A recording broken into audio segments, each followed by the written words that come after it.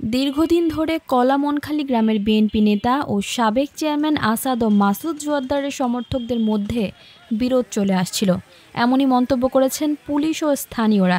এরই জের ধরে সোমবার সকালে উভয় পক্ষের লোকজন দেশীয় অস্ত্র নিয়ে সংঘর্ষে জড়িয়ে পড়ে। এতে উভয় পক্ষের অন্তত 15 জন আহত হয়।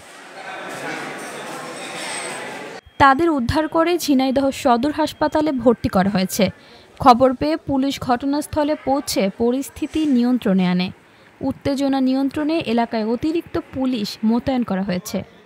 মদনাথপুর মাসুদ গুরু নাইম গুরু এরা দুই গুরু হয়ে সেখানে গ্রামের উত্তর পাড়ায় আসাদ গ্রুপের লোকজন ওই পাশে 4-5টা লোকের তোরা বাড়িতে খেয়ে দিয়েই দিয়েছে।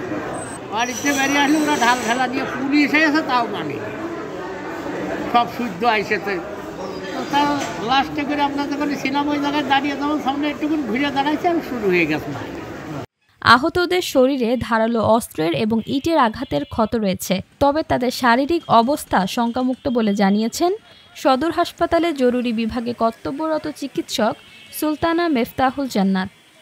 তবে 2-1 জনের হেড ইনজুরি হয়েছে, তো হেড ইনজুরির ওটা আগেই বলা যায় না, হয়তো বা পরবর্তীতে ধীরে ধীরে সমস্যা হতে পারে। যে মাথার ভিতরে যদি ব্লিডিং হয়ে থাকে তাহলে সেক্ষেত্রে পরবর্তীতে সমস্যা হতে পারে। তবে আমরা যখন পেয়েছি তখনও আর কি মোটামুটি ভালোই ছিল।